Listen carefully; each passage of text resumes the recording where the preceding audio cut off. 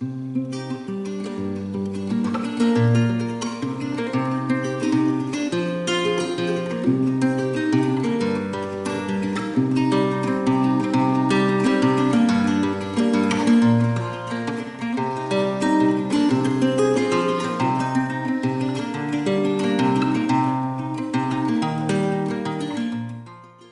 folks, and welcome back to Bratchester Junction Model Railway for September. There's been a couple of things I've been working on since I last spoke to you, so I think we'll pretty much take a look at those now. One of the major things I've done is over on Little Bardfield here, and you can see that I've added in a loading dock here. It looks fairly finished now. However, that wasn't the case just a short while ago. The installation of the dock required removal of a bit of brick wall further back there that you've just seen, and building up this area here, which used to be a grassy mound but actually sat a bit lower than the level of the dock at this point here. So modification had to be done there as well. So I'll take you through a bit of a slideshow and you can see what's actually happened in the process. On this first picture, you can see where I'd just quickly removed the existing brick wall that was in place there just above the control panel. This turned out to be a lot easier than I thought it would be, and everything went back into place and fitted nice and neatly, so I was quite happy with the result on that. Once that brick wall had been removed, it required the removal of the ballast that was next to the track and between the track and the brick wall, I suppose you'd say, to allow me to get a nice flat base to put the new platform on. This required me taking the ballast off all the way up to the end of the siding, and you'll notice on the right the grassy mound there required some of it to be removed to allow the platform to sit in there comfortably. Then I wanted an end section to the platform as well, which would allow end loading. For example, if I brought a Lomac in with a tractor on it, the tractor could be driven straight up off the end of the Lomac onto the dock, and also making the dock big enough to support a side office. I used a piece of radiator pine, which was 40 millimeters wide and 20 millimeters thick, to create the main platform. And I had a very narrow shelf, if you like, to fit it to, so it was simply screwed down. Whereas the two blocks of the same timber that form the end platform come pad, if you like, were simply glued into place directly behind the end of the siding. You can see here a better view of the screw holes that I've made there to fit it just neatly above the control panel. I did some testing with some wagons, mostly for height, and I still need to add more height to the platform.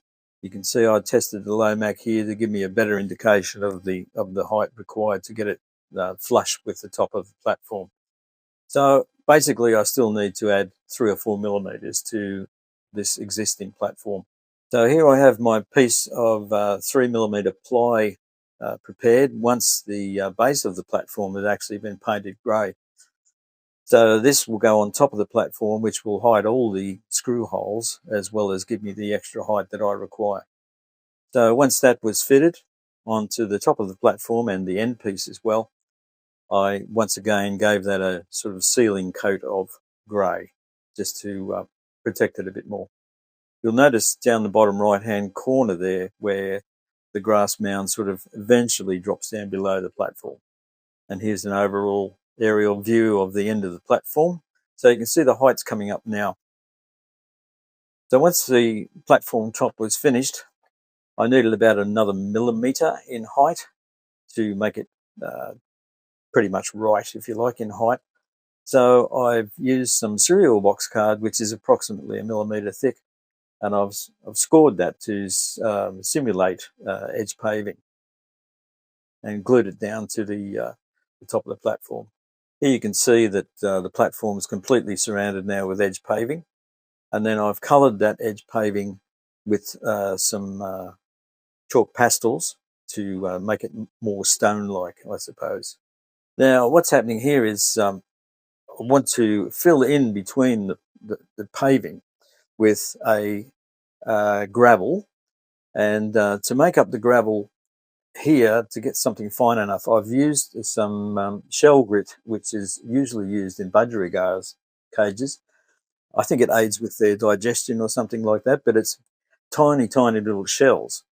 And I put a few scoops of that through my coffee grinder to break it down into a nice fine gravel, if you like. And then I've added to that a very fine powder, something along the consistency of talcum powder, which was brown, to take away the bright white colour of it, to sort of colour it up a bit more. And I've mixed the two together and then started applying it to the top of the platform.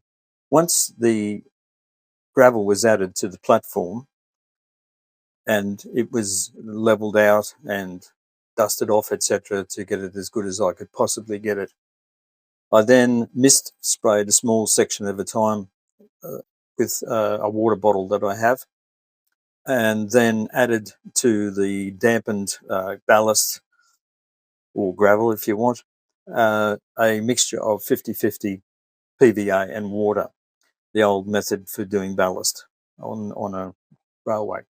So that took some time. A side effect of doing it this way was that some of the water migrated into the paving, the edge paving, and discoloured it and stained it, and actually gave it quite a good effect. So that was a happy accident, that one. You can see here that it's dried. This was the next day, and up the end I've got a clamp on there, which was actually clamping a wooden, well, that's actually made of ply, but it's a wooden buffer that's supposed to go on the end loading platform there to protect it when you butt up a wagon to the platform. But yeah, it's all dried off here. You can see also I've started to build up the grass mound because I didn't have enough height to bring a road in from the right hand side. So there's two layers of very thin polystyrene here, which was glued onto the top of the mound after the mound had been cleared off a bit. It was glued onto the top of the mound and pinned down in various ways with matches and also with pins pushed into the polystyrene to hold it down. The second layer was put on in the same way, and I got sufficient height from that. And then to keep it all pretty well in place, masking tape over the whole lot to hold it down for 24 hours or so. Now we move on to the little site office. Some of you have probably found this free kit that was part of a railway modeller offer. So I've had this hanging around for a few years, so I thought it'd make a perfect little yard office come site office for the platform. I've coloured it up with 4 different shades of brown enamel, and they were matte, and I've sort of dabbled those randomly over the brickwork to get the effect that we have here now. Once that paint had dried, I then rubbed cream coloured chalk all over the brickwork and rubbed it in with my finger and cleared off as much as I could, and the remainder stayed within the mortar lines. So that's how the mortar lines were created. And then in addition to that, I've gone over with a couple of shades of different brown chalk pastel to sort of further enhance it and give it that rough weathered look. A similar approach was taken with the roof, with grey pastel on the roof to sort of dull it down and dirty it up a bit. You can also see here that the base of the mound is dry and has been coloured with burnt umber, and I've sprinkled on some of that brown coloured ground cover that I was talking about that coloured up the gravel. There's another view of the little yard office. It's supposed to look weathered and sort of, it's had a bit of a hard life. And again, an overall view of the area. So you can see there's still a bit of work to be done there to sort of bring it up to speed. So at this stage now, we've got the grass and we've got the gravel road in. What I did with the road was I put some masking tape either side of the road to sort of form a border for the road, painted on some PVA neat onto the roadway, and then sprinkled some of that same gravel onto the roadway to form the roadway. And of course, the rest of it is static grass in varying shades and various lengths. It's still drying at this stage, and I think it's come up rather well and sort of suits the area, I think. In addition, on the road, I've rubbed in some chalk pastel. I think it was a brown, to simulate tyre tracks, etc. And I've also dirtied up the top of the platform as well with the chalk pastels, and then rubbed it in with a brush. And that's the distant view. You'll note that the edge of the platform now is painted black as well, and that sort of suits the fascia that I have for this area of the railway. And then I've added some very fine green ground cover in patches to the top of the platform, and I've also added some flocking to the grassy mound to sort of soften the area. It's a nice little atmospheric shot. And that's an overall shot of the mound and the yard office. And you can see a tractor's just come off the Lomac there. Here's a little demo, if you like, of the tractor coming off the Lomac. We've got our white buffer there, which is a piece of timber, but you can see how easily it comes off, just pushing it off. So that's where the height's been based on, and I think it works reasonably well. So you can see, yeah, it's made the operating of this area a bit more interesting. Not only just tankers coming in more, but we can offload all sorts of farm goods, horse boxes, all that sort of stuff. There's still more to be done on here. I still need to get a crane on there and add some boxes and drums and all that sort of thing to the area. But it's ready to go now. It's just the final touches that need to be done. The other thing I've been doing, folks, is I've been mucking around with couplings again. You must be sick about hearing this, or hearing about this, I should say. What I've been doing is pretty much fitting the standard coupling that I've been making to my coaches now. I did have a magnetic coupling fitted to coaches, but it was polarity specific. So the coaches could only be put one way around.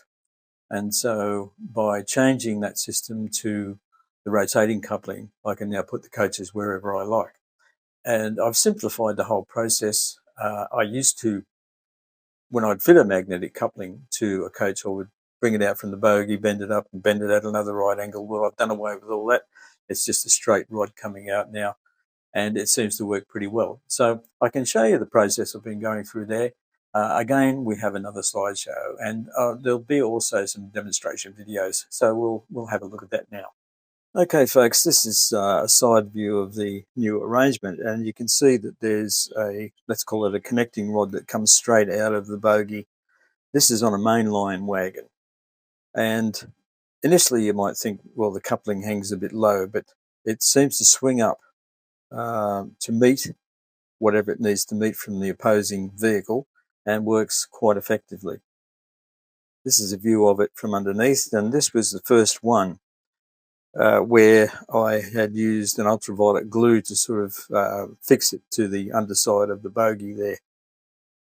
And this requires the wires across the buffers as well, as I've been using on the freight wagons. This is connected up to a Lima Prairie, and you can see that there's quite a difference in the height, but it doesn't seem to make any difference to how the coupling performs. Now, I'm using two different sizes of coupling these days, and I use either a straight rod or a rod that looks like a shepherd's crook, I suppose, depending on the situation. And this doesn't really apply much to coaches. However, if I was in a situation with a freight wagon where the buffers were very long, I might use the longer coupling, whereas on the coaches I'm using the shorter coupling, and it's not necessary to use the shepherd's crook as well. So this is just an example of the size of them. That's the long one at 7.61 millimeters, and the short one at 5.73. So that's what's being used on the coaches. And this is a typical arrangement. The axles on either side of the coupling there still need to be trimmed on this one. And this is how the coaches can butt up together with this system. They get very close, but the effect of it is really good. And you can see a train here, and all those coaches have been converted over to this system, including the loco. And they just sort of hang nicely just below the buffers there. So to make this system work effectively, I had a jig already, which is the piece with the aluminium and the wing nut and the two pink pieces there and the little piece of timber. I had that already made for the other coupling system, the or the polarity specific system. I already had that made, but I found with using this different method, I needed to measure it out correctly to get the correct spacing with the coach upside down. So I cut this cardboard tube down its length and split it in half in effect and fitted it to a base there, and then I fitted the coupling gauge up on a block so that I can effectively work on a coach upside down and get the correct distance each time. What happens is the buffers on the coach butt up against the two pink pieces of timber, and then the coupling is magnetically attracted to the metallic centerpiece, and when everything is lined up correctly, I have the correct length of coupling. You can see how it shows it here. I've also gone over to using some insulation off some wire to form a guide for the coupling rod to go into. It's much easier than just trying to glue it all the wire down. You can slide it in there and you've got more control over the outcome of the situation. It also makes it quite a lot easier to adjust the length. Once the length is adjusted correctly, then the wire at the end is just bent at an angle so it can't slide back through. And to keep it in place, a small drop of ultraviolet glue over that to keep it in place there. This is how a finished coupling looks, and that's on a mainline coach. And the other end, you can see it hangs quite low, but it's not too low. You can also bend the coupling rod up a bit if it's necessary. Now this is comparing it like the new coupling on the right next to a standard mainline coupling on the left. And as far as I'm concerned, the standard mainline tension lock couplings were the best of all the tension lock couplings, even though they're a bit big. And you can see here, this is next to a Lima tension lock coupling, and the massive difference in the two of them. At the time, I also converted over a mainline GWR siphon. It's pretty much the same principle as a coach because it has bogies at each end, so pretty much the same process. And also I converted this Royal Mail coach. Now this is a Hornby model, and I used to have a lot of trouble with this one. I got it second hand, and with tension locks fitted, it was always derailing. And I found after closer inspection that the mechanism that operated the cages for the Royal Mail was hanging too low and fouling on points, all this sort of thing. So in the process of converting this coach over, I removed all the operating mechanism and added a weight into the coach to sort of compensate for the removal of the mechanism, and then fitted my own couplings to it, and now it runs like a dream. This is a Bachmann coach, a fairly newish coach conversion, and what I had to do here was reverse the bogie, and you can see that there on the right hand side of the bogie there's a bit of a V cut out. That was to allow the tension lock to fit in there. So I've removed the tension locks, and then I've reversed the bogie and fitted my coupling into the wrong end, if you like. This process on this coach is reversible because I've kept the operating mechanism for the tension locks. And that's how that one's come up. So you can see that this is a converted coach on the right meeting a pre-converted coach on the left with the fixed polarity system. So they're interchangeable. Eventually I'll change them all. And there's the Royal Mail attached to it as well. They couple reasonably close, and I can't go much closer than that because some of the curves on my railway are too tight to accommodate closer coupling. Now we'll have just a short video showing the rake of 5 converted coaches going around, and also there's another train which has the fixed polarity coaches, but I've added the Royal Mail coach to the end of that, and you can see that running. It's just a brief video just to show that it does work.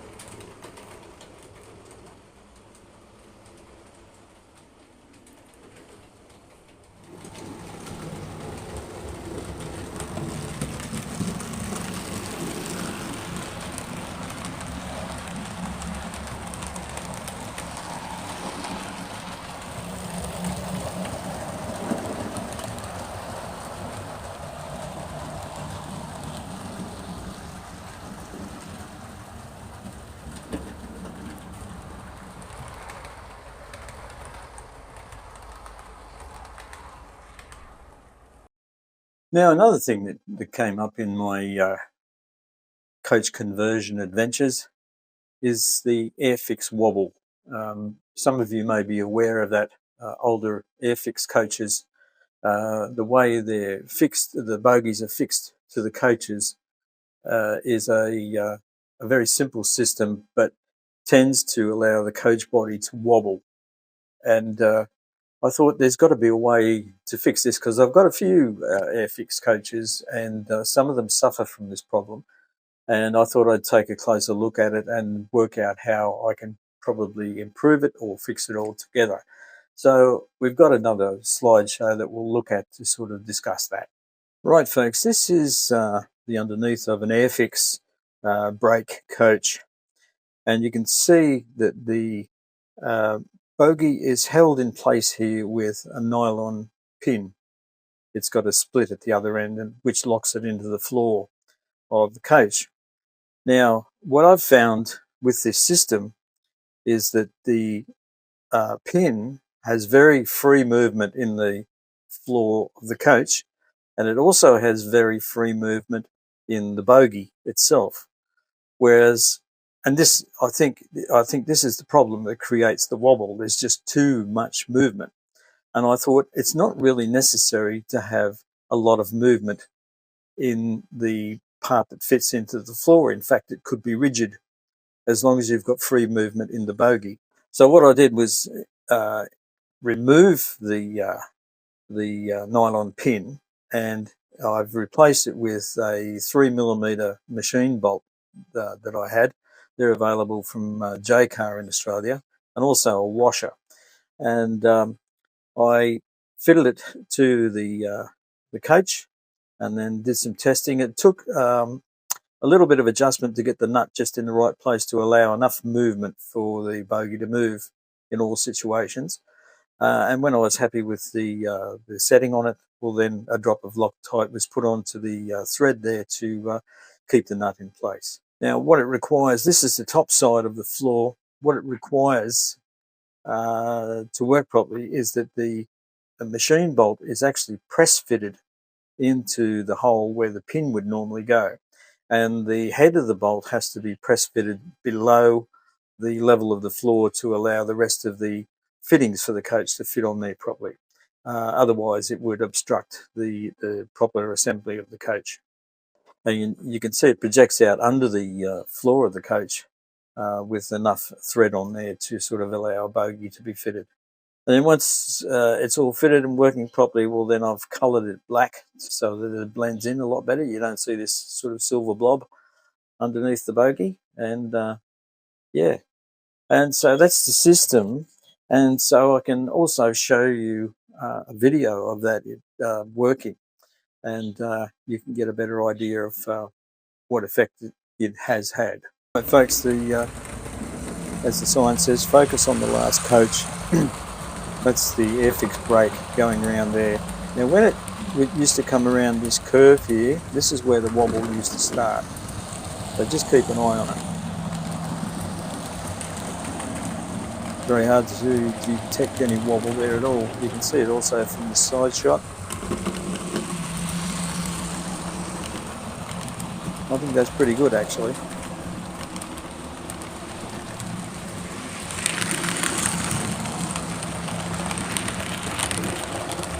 Yes, I'm quite happy with that. It would settle down probably by about this stage when the track had straightened out, but then it would start again here, which it's not doing now. So I'll use this method with the rest of my Airfix coaches that have this problem. Well, folks, that's about all I've got for you this time. That's been keeping me reasonably busy. On top of that, I've cleaned up this room a fair bit as well. You might have noticed that there's nothing underneath anymore. So the original intention for this railway was to look like it was floating in the room. So that's why everything down below is sort of painted black. And I think I've sort of achieved that. You know, it'll never be perfect, but anyway, it's getting there.